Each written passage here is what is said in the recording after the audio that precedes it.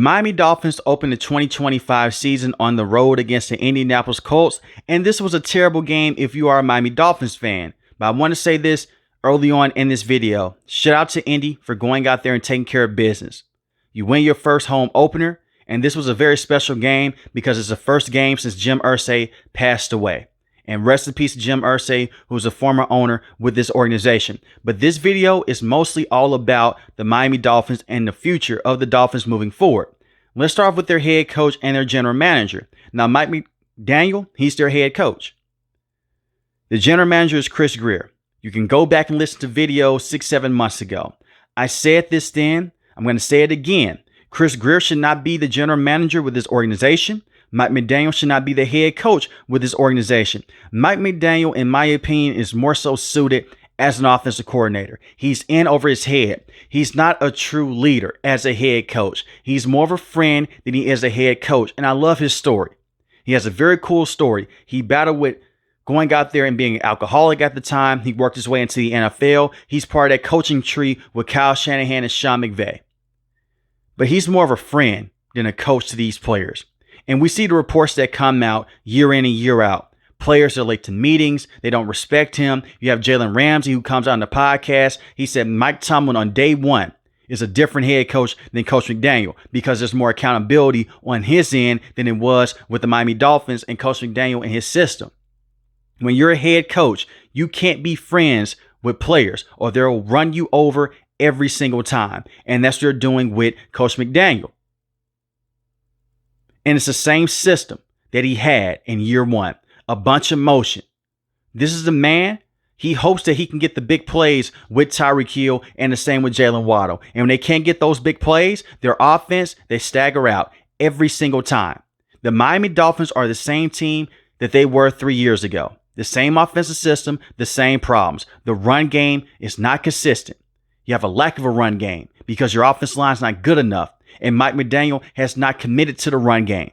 So when you go against big teams like Kansas City, the Baltimore Ravens, and the Bills in a winter, 9 times out of 10, you're going to lose those matchups. That's why Tua and Coach McDaniel, they barely beat teams above 500.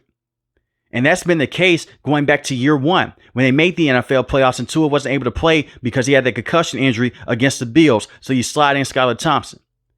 He has not evolved as a head coach. And Chris Grier, he deserves majority of the blame. This roster is bad on paper. This secondary is atrocious. You traded Jalen Ramsey, a contract concern. I fully understand that.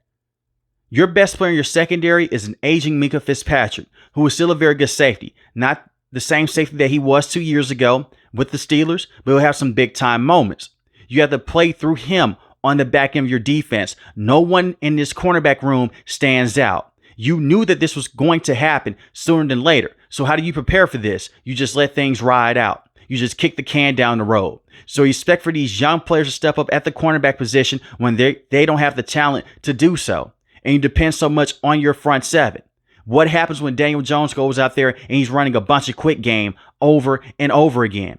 Then he takes the top off the defense. It's nothing that you can do. You ran against a team that outplayed you. They have a better head coach in Shane Steichen and an overall better system because the Miami Dolphins base their team off of this speed and finesse and a physical football league. At the end of the day, you have to have a consistent run game and you have to have a quarterback that can get you over the top. And right now, the Dolphins, they don't have that. And they have a head coach that is more of a friend than he is being a leader and a coach. Those are the biggest problems with the Dolphins, besides what's going on the field. Now, let's talk about the on-the-field product here. You're down 20-0 at halftime. Daniel Jones looks like the second coming of John Elway against his defense. You paid Tua a lot of money a few years back. You gave him a massive contract extension, which was risky because of the injury that he suffered. But you kick the can down the road. You say, you know what? We'll give him his money. We don't have a choice but to. Tua in the first half, 5 of 7, 42 passing yards, 0 passing touchdowns, 1 interception, 1 fumble. And he was sacked 3 times. This is the problem that I have with Tua. Tua is not a terrible quarterback. I don't want anyone to walk away out of this video with me saying that Tua is terrible. That's what you said. He's not a horrible quarterback. Quarterbacks that I deem as just being terrible on a weekly basis would be Zach Wilson with the New York Jets, would be Brock Osweiler in the past with the Houston Texans, Brandon Weeden. I know what bad quarterbacks look like. Tua's not a terrible quarterback, but he's not an elite quarterback either. He's not.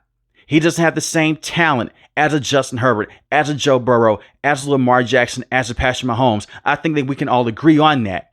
So when you put him on a team with the offensive line protection, it's terrible. He doesn't have a consistent run game. He has 2 speedy wide receivers, and that's it. He's in a bad situation. This is not the right team for him. In order for Tua to fully succeed at the NFL level, he needs to be placed into the perfect system with an amazing offensive line, a true run game, and dynamic wide receivers on the outside. He doesn't have the talent to overcompensate for the problems that the Dolphins have, for the piss poor management that they've done around him with the offensive line, even with the wide receiving depth.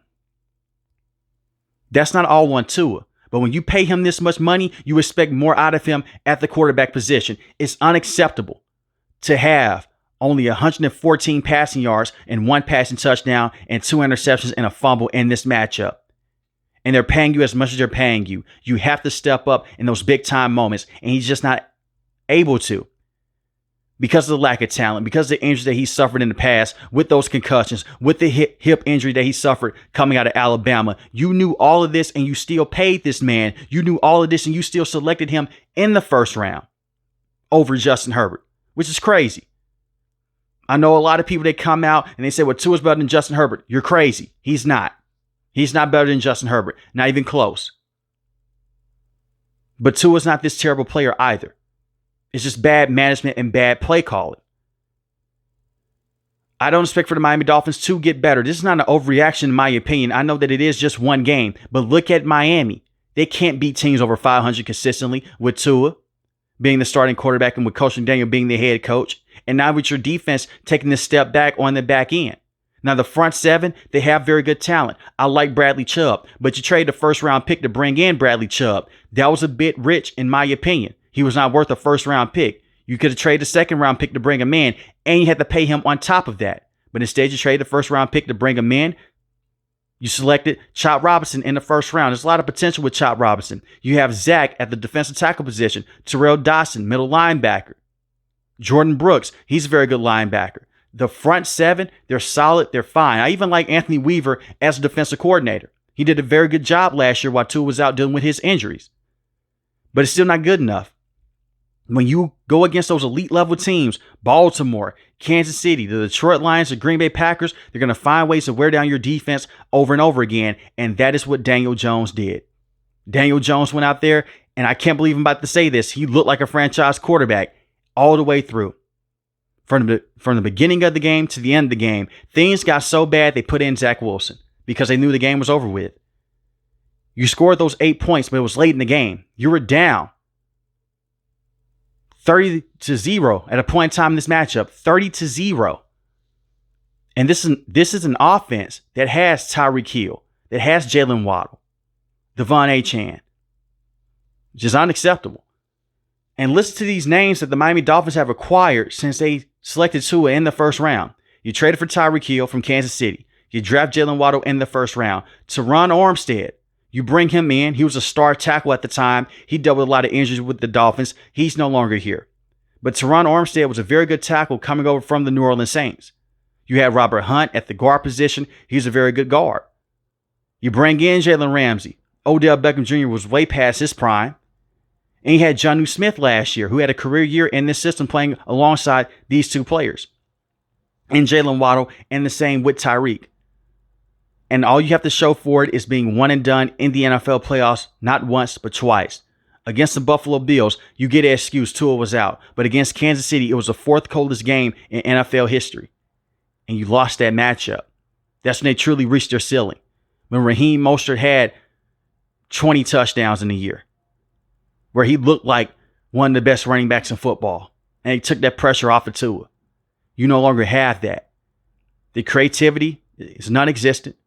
You have a head coach that wants to be a friend. You have a general manager who basically treats real life like it's a video game.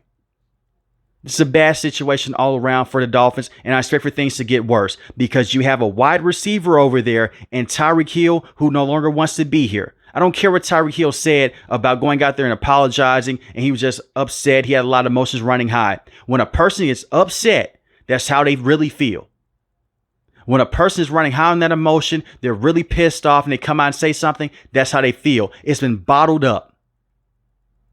And that's how Tyreek Hill really felt. Last year, when they missed the NFL playoffs, he said, I'm not used to this. I have to do what's best for me. Man, I'm out of here. He wanted to leave. But he comes back a couple months later. He apologized to Tua. Tua comes out. He said that they have to work on their relationship. 3 weeks ago, he said that him and Tyreek Hill, they're good. They're back on the right footing. And today's game, at the halfway of the second quarter, right before they went to commercial break, you can see Tyreek Hill. He takes his helmet off. He's upset. Jalen Waddle's trying to calm him down. He's shaking his head. You can read his lips. He's saying, no, hell no. He's upset with this offensive system, and he's upset with the simple fact that when he's open deep down the field, Tua can't hit him. With Kansas City, Patrick Mahomes constantly hit him. He's playing alongside Travis Kelce. And this is a lesson well learned. Just because you get more money doesn't always mean that you'll be happier. When he first came over to the Miami Dolphins, he was happy. He was skipping around. He was saying that Tua is the best quarterback in the league. He'll take him over anyone else. He's the most accurate guy to have. He was taking him over Patrick Mahomes. Last year in the offseason, they asked him to rank his top 5 quarterbacks. Tua was not there. You can say that it's silly. Quarterbacks don't care about that. Yes, they do.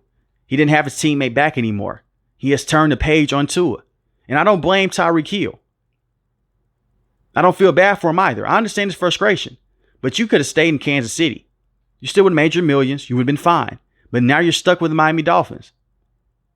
If things continue to get worse, if they can't bounce back at the end of next month, that'll be October, it's time to really tear this thing down and fully start over.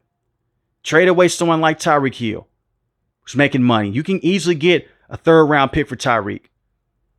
I don't see this team winning the Super Bowl. I don't see them being this massive playoff contender. When I look in their division, they're obviously behind the Buffalo Bills. You have the New England Patriots. They're trying to be on the come up with Drake May. And now you have the New York Jets. They just scored 30-plus points against the Steelers with Justin Fields. This is week 1. But right now, Miami Dolphins don't look good. But let me know in the comment section below how you feel about Tua and the Miami Dolphins losing to Daniel Jones and the Indianapolis Colts 8-33. If you're new to the channel, hit the subscribe button. If you like the video, hit the like button. Most importantly, want each and every last one of you guys stay safe, stay positive. Thanks for the video, guys. God bless.